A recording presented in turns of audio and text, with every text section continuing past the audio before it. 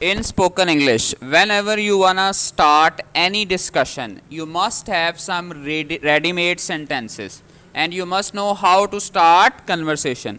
सबसे मुश्किल काम होता है भाई बात का आगाज़ करना. आपके जहन में कोई आइडिया हो भी तो सबसे ज़्यादा डर जो है उस टाइम ही लगता है जब आपने बात शुरू करनी होती है. तो आपको अगर रेडीमेड सा पहले दिमाग में हो कि मैंने बात का आगाज़ इससे करना है तो फिर ज़रा आपके लिए आसान हो जाता है. इंग्लिश में हम कहते हैं बेटा well begin is half done. ठीक है, यानी अगर आगाज़ अच्छा हो जाए समझ लें 50% काम तो आपका कंप्लीट हो गया. ठीक है, तो इसमें बेटे चंद ये सेंटेंसेस जिनसे आप अपनी बात का आगाज़ कर सकते हैं. ठीक है, मिसाल के तौर पर मैं आपसे पूछूं बेटा व्हाट इज़ योर नेम, तो आप एक तरीका तो है ये कह सकते हैं कि my name is Asim suppose.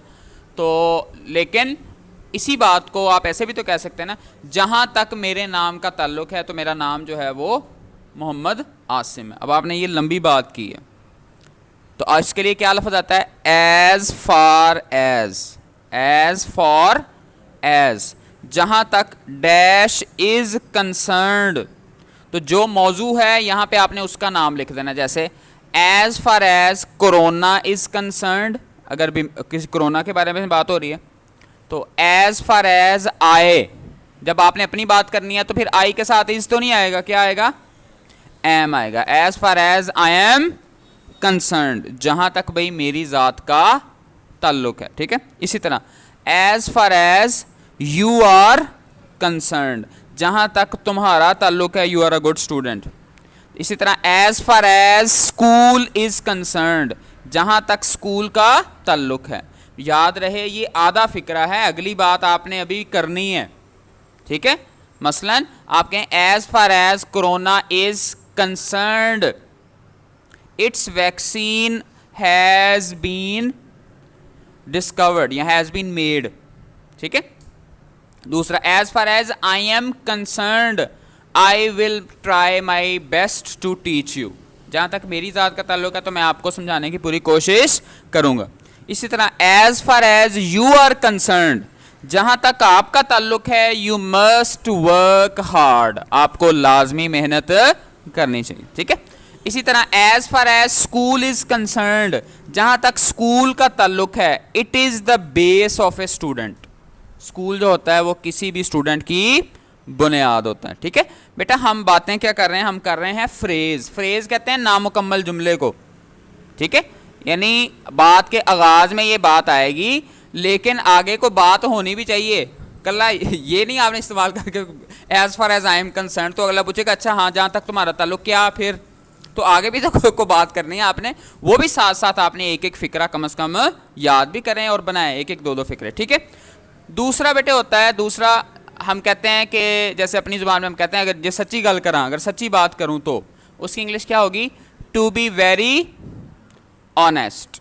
To be very honest, जैसे अगर आपसे को पूछे बेटा डू यू लाइक स्पोर्ट्स, क्या आपको स्पोर्ट्स पसंद है, और आप कहते हैं टू बी वेरी ऑनेस्ट अगर सच्ची बात कहूँ ना तो I don't play games and I also dislike games, तो ना मैं गेम्स खेलता हूँ ना मुझे गेम्स पसंद है. ठीक है, इसी तरह to be very honest I have, सच्ची बात यह है I have no interest in politics at all, मुझे सियासत में दिलचस्पी नहीं है. Next, to be very honest I don't miss my school days, सच्ची गल करा शुक्र है जान छुट्टी हो गया, तो स्कूल डेज जो है वो मुझे याद नहीं आते. तीसरा तरीका बेटा क्या है, वो है फ्रैंकली स्पीकिंग, कि हम बाज़ औक़ात झिझक की वजह से अपनी बात अच्छी तरह नहीं कर सकते.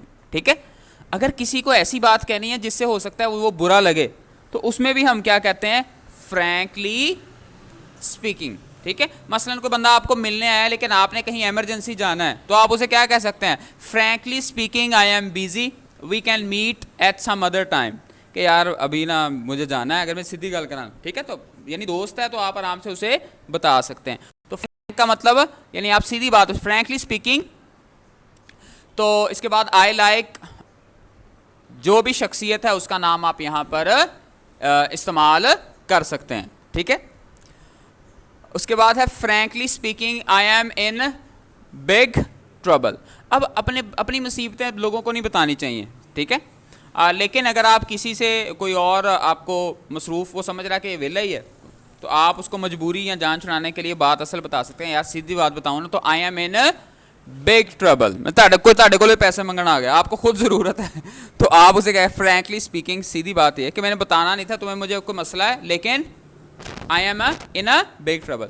बेटे जो भी बच्चों आपको इंग्लिश आती है नहीं आती, ग्रामर आते हैं नहीं आते, लेकिन ये तो टूटे फूटे लफ्ज़ हैं, ये आप वैसे ही आम जुबान में अगर उर्दू के साथ भी बीच में इस्तेमाल करना शुरू कर दें तो एक फ्लेवर जो है वो आपकी लैंग्वेज का वो बेहतर हो जाएगा। ठीक है, यहाँ तक 3 तक अगर कोई सवाल है तो बेटा पूछें आप। ठीक है, नेक्स्ट पढ़ते हैं बेटा। इसको हम क्या कहते हैं? As you know you are so beautiful, as you know today is independence day, as you know I am suffering from corona। जैसे मैं आपको ये कहूँ बेटे, जैसा कि आप लोग जानते हैं कि हम स्पोकन इंग्लिश का कोर्स कर रहे हैं, as you know we are learning English over here। इसके बाद फिर आपको क्या कोई ना कोई बात आगे करनी है। जैसे मैं कहूँ as you know you come here to learn English, you must try to speak in English। जैसा कि आप जानते हैं कि आप यहाँ पर इंग्लिश सीखने के लिए आते हैं, तो आप क्या करें, इंग्लिश में बात करने की कोशिश करें। तो जिस चीज़ का पहले से लोगों को पता हो तो हम क्या कह देते हैं, एज यू नो। ठीक है, इसके बाद मशहूर ज़माना 5वां जो है आपने अक्सर सुना हुआ होगा लोगों को बोलते हुए। ठीक है, जब भी बात का आगाज़ होता है हम क्या कहते हैं, फर्स्ट ऑफ ऑल। तो अच्छी इंग्लिश के लिए ये जो ऑफ का लफ्ज़ है ना बेटे, इसको वी पढ़ा जाता है, वी, फर्स्ट ऑफ, जैसे वी नहीं होता वैसे फर्स्ट ऑफ ऑल, लेकिन हम पंजाबी या अपने लहजे में हम इसको फर्स्ट ऑफ ऑल ही कहते हैं। First of all I would like to thank my students, I would like to thank my crowds, I would like to thank my viewers. Next, first of all सबसे पहले I would like to congratulate all my friends and family. तो सबसे पहले जी मैं उनको मुबारकबाद देना चाहूँ, तो बात का आगाज़ अगर आपको खुशी वाली चीज़ है। First of all I would like to wish you a very happy Independence Day. ठीक है, तो 14 अगस्त आने वाली है, तो हम ये सेंटेंस ऐसे ही अभी याद करके तो आप कहीं पे भी इस्तेमाल कर सकते हैं। ठीक है, first of all I would like to wish you a very happy teachers day. ठीक है, तो कोई भी आपने बात का जब आगाज़ करना है कैसे, फर्स्ट ऑफ ऑल। ठीक है, जब अहम बात हो। इसी तरह इसी से मिलता जुलता है वो क्या है, फर्स्टली। क्या होता है, फर्स्ट। बेटे जब किसी चीज़ में ना डिफरेंट स्टेप इन्वॉल्व हों तो हम दूसरा तरीका क्या होता है, एल वाई भी साथ लगा देते हैं। ठीक है, जैसे मैं ये कहूँ कि firstly you should pay attention to the lecture, secondly you should revise it at home, thirdly you should give या appear in test in the classroom. तो पहला, दूसरा, तीसरा, फर्स्टली, सेकेंडली और थर्डली। ठीक है, नेक्स्ट है बेटा एज यू सेड का क्या मतलब है, जैसा कि आपने कहा है। This is very important moment for us, ये हम सब के लिए बड़ा अहम लम्हा है। बेटे जब हम किसी से को गुफ्तगू करते हैं या उसे बात को समझाते हैं तो हम उस शख्स ने जो उसके नज़रियात होते हैं, हम ये तलाश करते हैं कि दोनों में कॉमन चीज़ कौन सी है, कि जिस बात पे वो पहले ही इत्तेफाक करता है। जैसे मसलन आप कहें yes we will try to learn English, हम भाई मेहनत करेंगे, कोशिश करेंगे इंग्लिश सीखने की। तो जैसे मैं कहूँ as you said you will try to improve your English, so you mustn't waste your time. लिहाजा आपने कहा है कि भाई मैं मेहनत करूँगा, तो आपने टाइम वेस्ट नहीं करना। ठीक है, नेक्स्ट है बेटा एज यू सेड अर्लियर हो गया। उसके बाद 8वां मशहूर ज़माना ये भी है, कोई भी बात आपने कहनी हो जिसको हम कहते हैं सियाने कहते हैं, लोग कहते हैं, ये कहा जाता है, कॉमन नॉलेज की बात, उसको क्या कहते हैं, it is said that a friend in need is a friend indeed, ये कहा जाता है। It is said that the medical services here are not good. ठीक है, it is said that food items in Gojra are better than any other city। ठीक है, इस तरह से। तो अब डिफरेंट जो प्लेसेस हैं आप उन्हीं के मुताबिक एग्जाम्पल इसमें फिट कर सकते हैं। ठीक है, इसी से मिलता जुलता क्या है, इट इज बिलीव्ड दैट, ऊपर क्या था, इट इज सेड दैट, जो आम लोगों की बात होती है। बिलीव का क्या होता है, लोग जिस पे यकीन करते हैं दिली तौर पर, ठीक है। It is believe that, similar to, उसी से रेलिवेंट ही है। तो आप ये सारे फिक्रों में ऐसे भी लगा सकते हैं।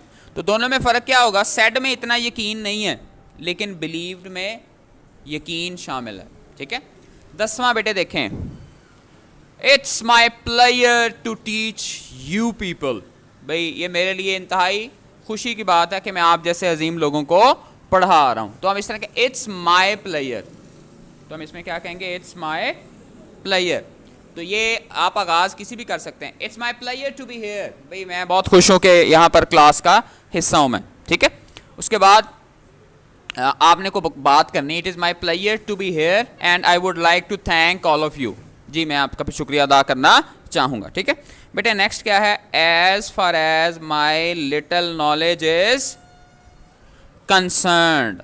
जब लोग आपसे ये पूछते हैं, आपको समझते हैं कि सारा ही पता है। For example, as a student आप मुझसे कोई मेडिकल के हवाले से बात पूछना चाहें तो वो तो मेरी फील्ड नहीं है, ठीक है। मुझे क्या पता कि उसमें क्या क्या डेप्थ मौजूद है, ठीक है। तो मैं क्या कहूँगा, मैं कहूँगा as far as my little knowledge is concerned, जहाँ तक थोड़ा बहुत मुझे पता है उसके मुताबिक मैं ये बात कह रहा हूँ। As far as my little knowledge is concerned, fever is not a disease, जहाँ तक मेरा थोड़ा बहुत इल्म है उसके मुताबिक ये है, बुखार कोई भी बीमारी है ही नहीं। आप कहेंगे बीमारी नहीं, फिर क्या है ये, इट इज़ अ सिम्टम, बुखार अलामत है लेकिन बुखार बीमारी नहीं है, ठीक है। नेक्स्ट है बेटा, आपने कोई बात का आगाज़ करना है, ये भी बड़ा फॉर्मल है। और जब भी आपको प्रेजेंटेशन वगैरह देते हैं या स्पीच करते हैं तो इससे आप आगाज़ करेंगे क्या, I would like to begin with, I would like to begin with the name of Allah subhanahu wa ta'ala. So I would request Asim to come over here and recite some verses from the Holy Quran. तो जब आपने कोई चीज़ आगाज़ करनी है तो आप क्या कह सकते हैं, I would like to begin. I would like to begin with the name of Allah subhanahu wa ta'ala. कोई भी आपने टॉपिक बताना, I would like to begin with the corona. I would like to begin with Wasim Akram. I would like to begin with Sachin Tendulkar. जो भी आप उसके player है उसका आप नाम ले सकते हैं, कोई भी अहम बात है वो ले सकते हैं, ठीक है। एंड वाले 3 बेटे बस रह गए जिससे हमने स्टार्ट करना है, वो क्या है, लेट्स स्टार्ट विद। अगर आगाज करना है तो आप क्या कह सकते हैं, let's start with a cup of tea, या let's start with a new topic, let's start with this, कोई भी जो चीज़ है, let's start with the money, जो भी टॉपिक है आप उसका नाम इसके साथ ले सकते हैं। तो याद क्या रखना है, लेट्स स्टार्ट, ठीक है।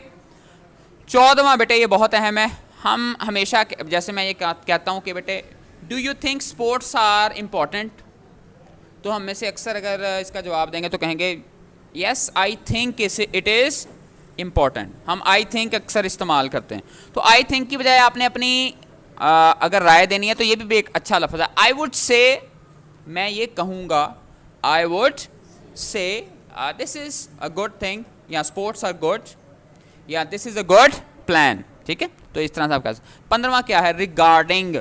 रिगार्डिंग का बहुत अहम है। रिगार्डिंग का मतलब होता है के मुतल्लिक, इस मौजू के लिहाज से। जैसे regarding this topic I would like to express my views, मैं भी इस मौजू के हवाले से अपने नज़रियात जो हैं वो उनका आपके साथ शेयर करने की कोशिश करूँगा, ठीक है बेटा। अब ये सबसे अहम काम है, मैं रिपीट कर दूँ, that whenever you wanna start your discussion you must learn these phrases। ये अल्फाज आपको जो अच्छे लगते हैं इनमें से कोई फेवरेट अपने रख लें 3-4। कोई भी बात शुरू करनी हो तो इन सेंटेंसेस के इन फ्रेजेस के साथ आप उसको स्टार्ट कर सकते हैं।